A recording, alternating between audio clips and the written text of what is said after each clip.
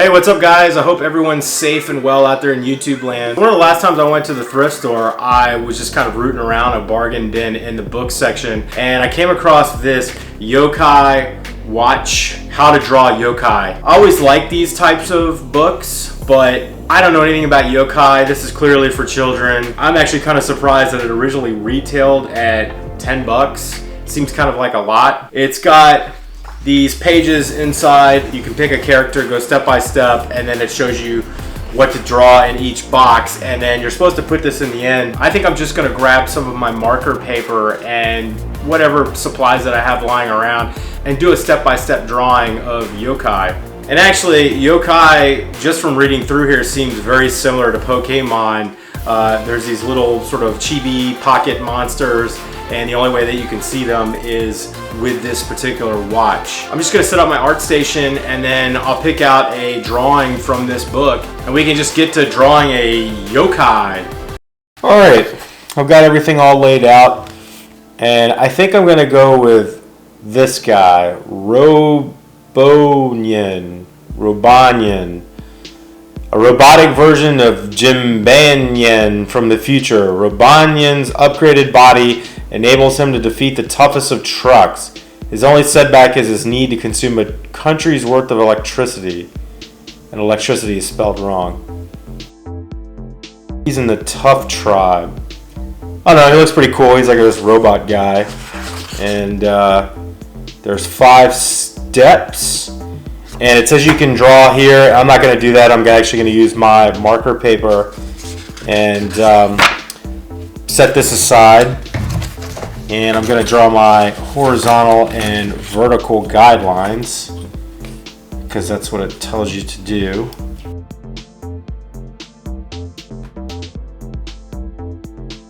Okay, I'm not really sure how big he needs to be. And I'm just using a Pentel mechanical pencil and a gummy eraser.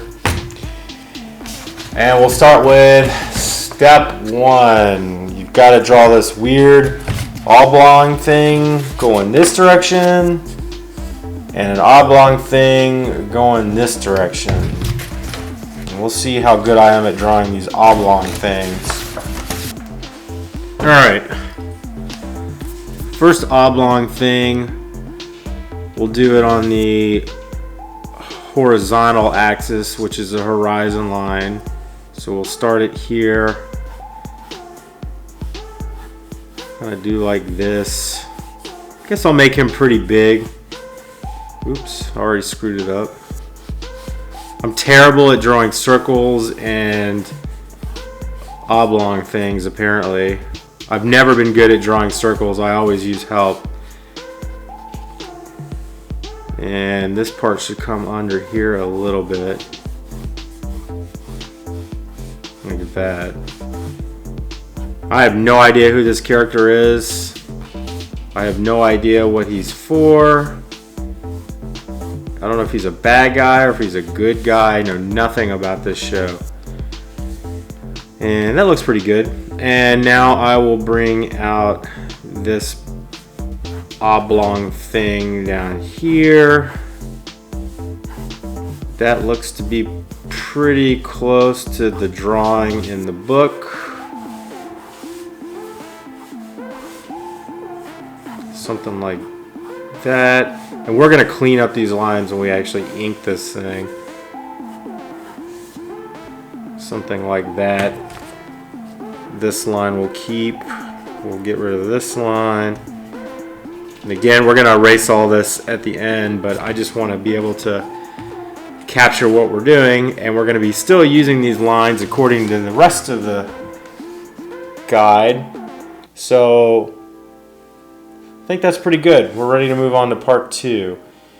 Now we're going to be filling in a lot of the body here.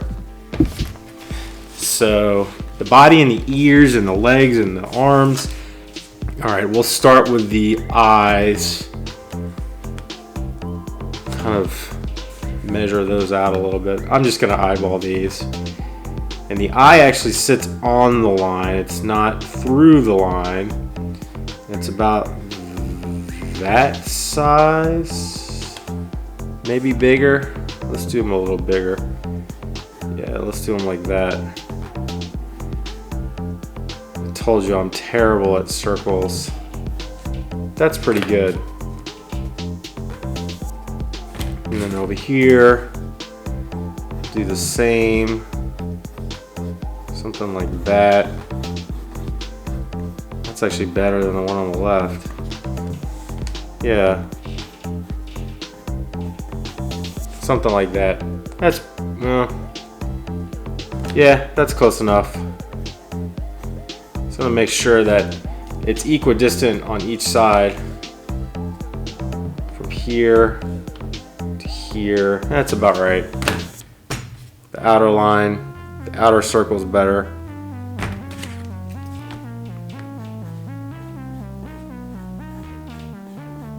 Yeah, that's good. Now I'll draw him a little nose. It's like this little weird triangle thing. Pretty small nose. We'll put that, I guess since these are little chibis, the nose is going to be pretty small and inconsequential. That's good. Let's start with the body and then we'll go back and do the ears last.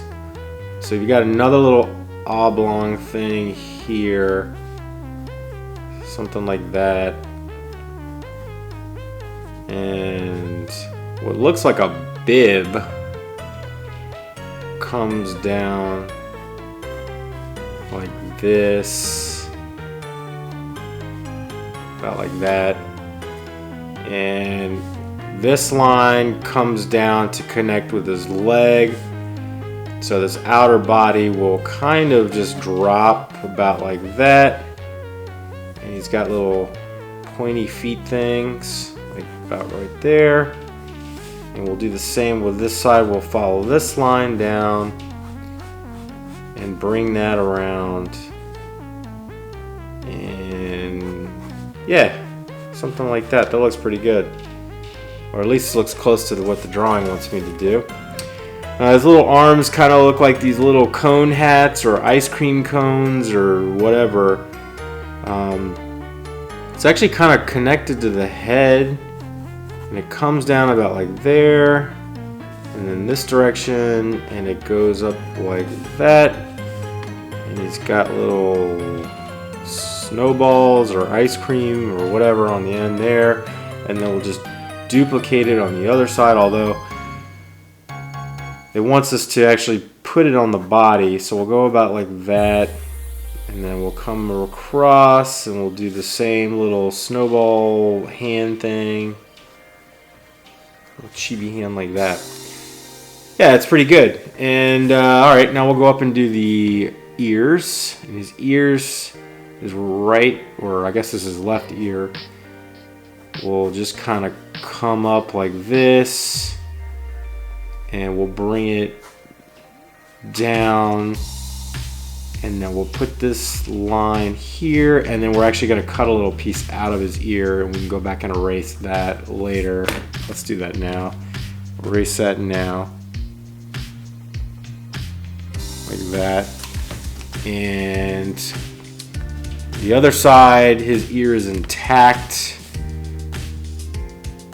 but we will basically just duplicate it, kind of a mirror image of the other ear, and this line will just come straight down like that. Pretty good. Yeah, I think that's pretty close to this one here. So now we're going to go on to step 4, and this little dude here says Robonyan's key trait is his robotic rectangular mouth. Make sure to include that. Okay, so that's what it wants us to do next. So we're going to do his robotic rectangular mouth. And it's not really rectangular, actually. It's this weird shape, and it starts on basically his chin, and it doesn't quite connect with that horizon line. So we're going to just do something like this. Looks pretty accurate. Maybe this comes out a little more like that. And then We'll bring this line parallel to the horizon line, and we'll just kind of bring that across like that. And then we have another line that again runs parallel, and this looks like his teeth or the opening in his mouth. I can't really tell. He's a little robot guy. And then we have got these little two lines here, and it looks like it wants us to go a little bit more detailed on the body, so we have to put a little section like that. We've got to give him a little shoulder here like that, and then bring that down. And then we've got another one on his left arm with a thing coming here, another thing here, and these are just part of the segmented parts of his body. And we've got to go down to his legs, do another one here, and another one on the right leg like that. And then we'll go up and do another little thing. There's a lot of little doodads on his legs. So there's another one like that. We've got one over here. It's kind of hard to see because I still haven't done my definition lines yet, my inking.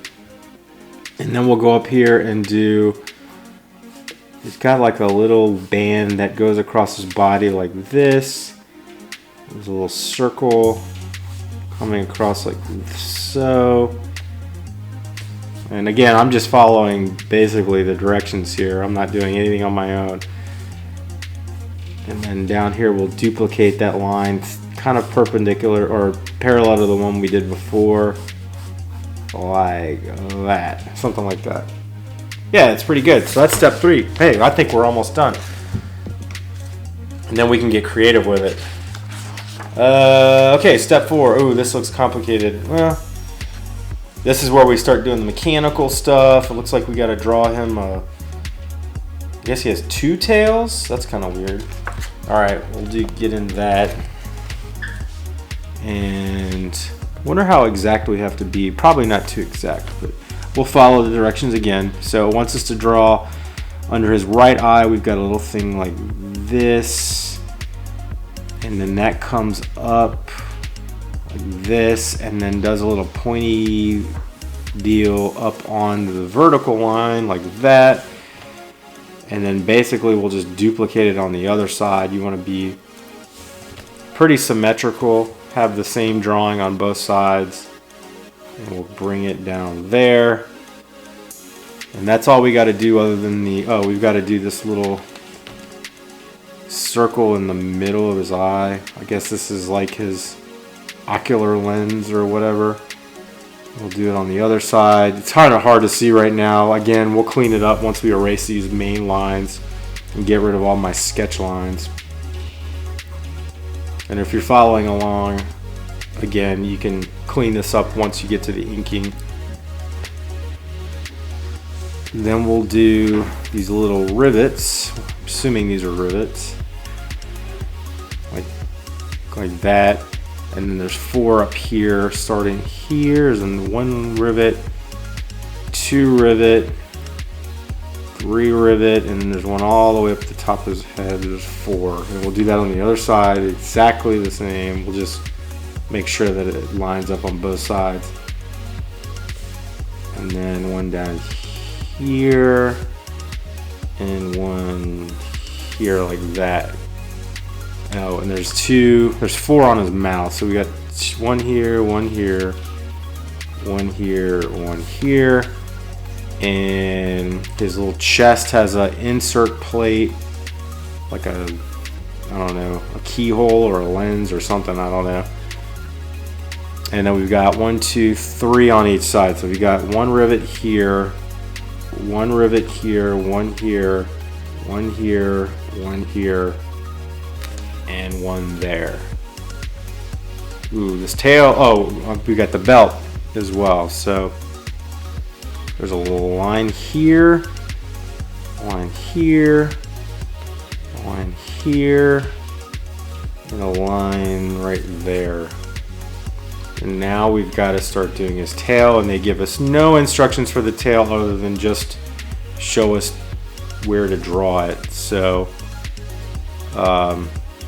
it actually shows more definition on the leg, which is weird because there's no instruction there either. So this book, you've got to really pay attention because it doesn't give you all the necessary steps. You just kind of have to figure out them on your own.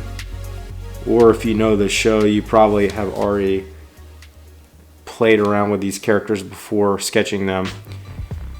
So we're going to do let's start with the right leg first. And this one comes out, this tail comes out from the right leg right about here and wraps up that way. Just kind of does a little flip, and then we'll just do it on the other side as well.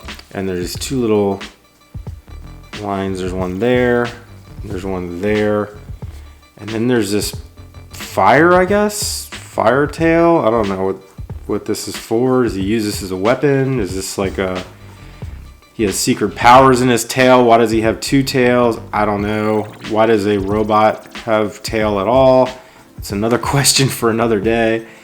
And then it kind of just does a weird squiggly bit. This is complicated.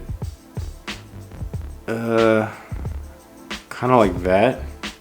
Looks close enough.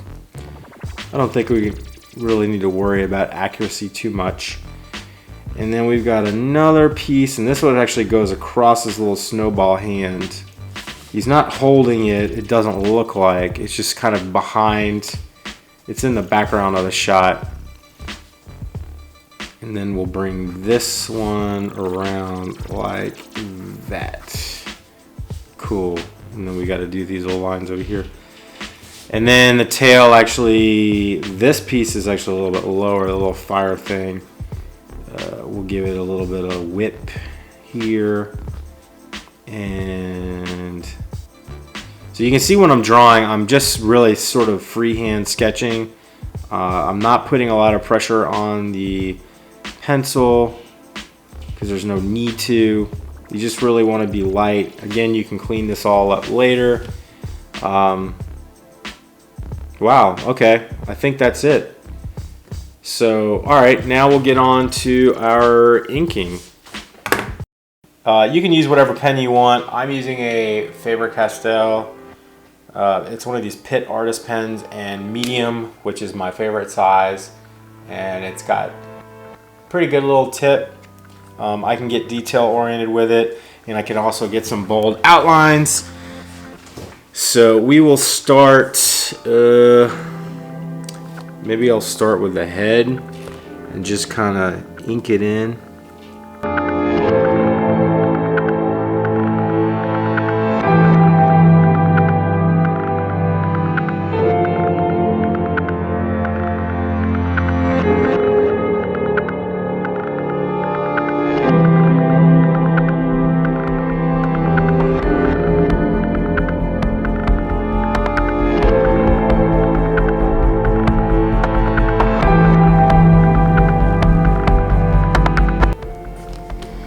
Alright, now that we've finished inking, we'll go ahead and start erasing. Make sure that your pen lines are dry.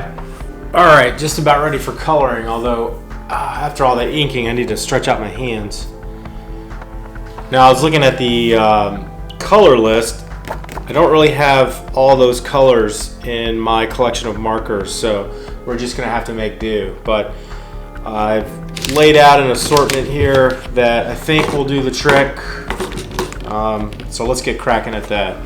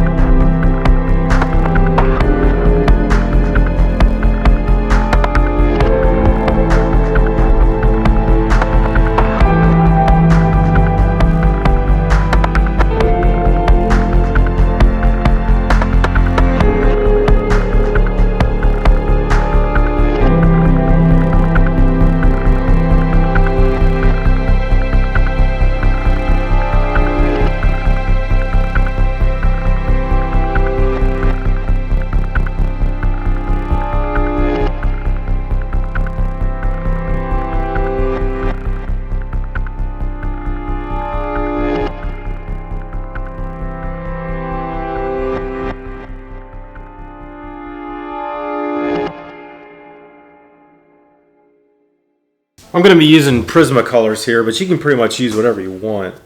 And this thing is really dull, so I'm going to have to sharpen it. What I want to do is start enhancing some of these shadows a little bit better.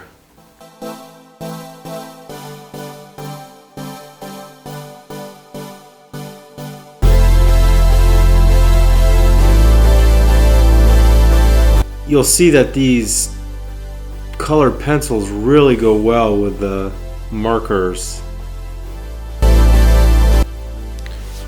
And I'm liking these rust spots here, so I think I'm going to go with more of a grimier, sort of rusted out version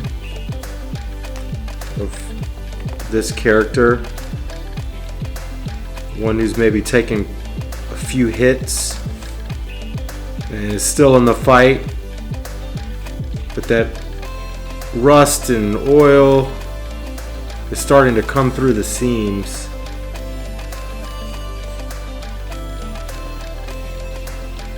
Normally you'll see rust around these rivets, rust, and sometimes in engines or any type of machine, these pieces will have grease and oil behind them, and the grease and the oil will leak through the rivets and the screws.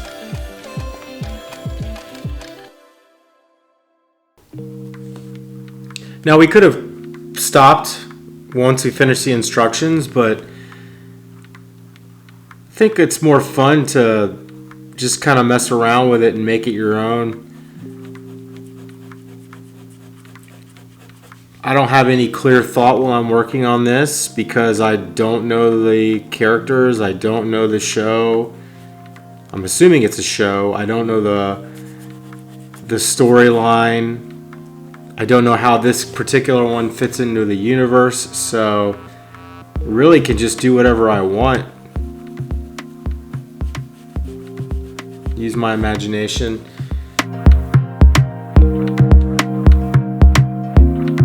Now I'm not going crazy with the shadowing because I'm letting the markers do most of the work, and I don't really want to go overboard with it. But if you balance the shadows and the highlights, you'll get a really cool effect. I'm really just going for contrast. And the more you render this contrast with these shadows, it'll actually create the illusion of coming off the page.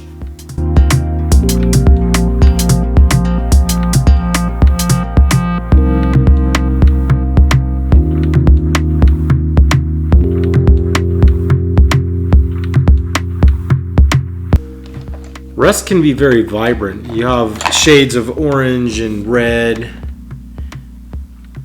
It's not just one color.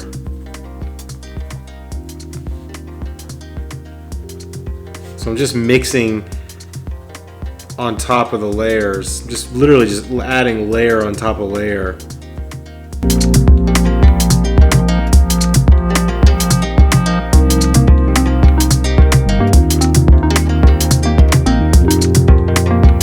Now I'm giving this eye a bit of definition, so it looks like there's some sort of a floating optical lens or a lens of some sort. Give it a little bit of personality, just doesn't look like a flat shield.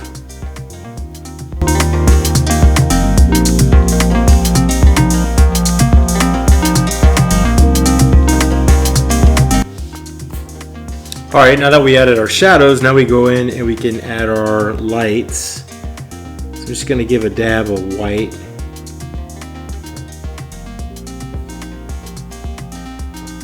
First I'm going to start on these rivets just to sort of enhance them, because right now they're sort of faded into the color. Just want to give them a little kick of highlight.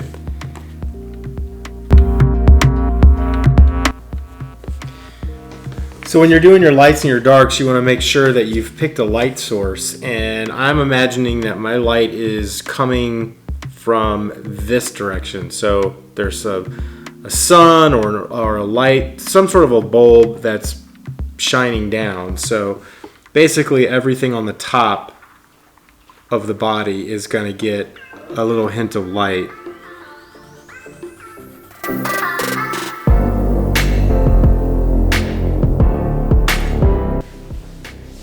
All right, the coloring's done. Now I'm going to go back in and clean up my line work, add some more highlighting with my white Posca paint pen, and then I'll see you on the other side.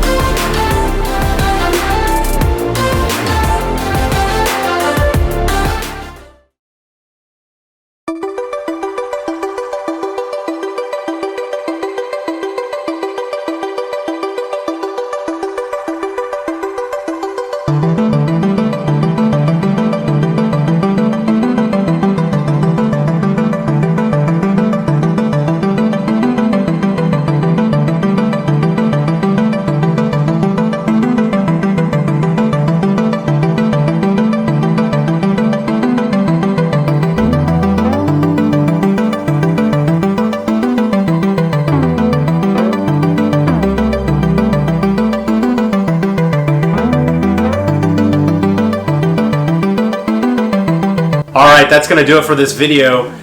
Here's my guy. I'm not going to try to pronounce his name again because I know I'm going to just completely butcher it. One of the things I did off camera is added these lightning bolts because I read that he uses up a lot of electricity. So I thought he needs to be sucking in that electricity. Another thing that I did is I cut my hair. Now, I'm actually not too unhappy with the result, but I will not be showing it on camera. So if you like this kind of thing, you know what to do. Like, comment, share, subscribe. Hopefully this will help you out. Hopefully this will give you something to do. Hopefully my format was easy enough to understand, and this is something that you could, if you wanted to, you could actually draw on your own, just following along. Thanks for watching, guys. I'll catch you on the next one. Bye.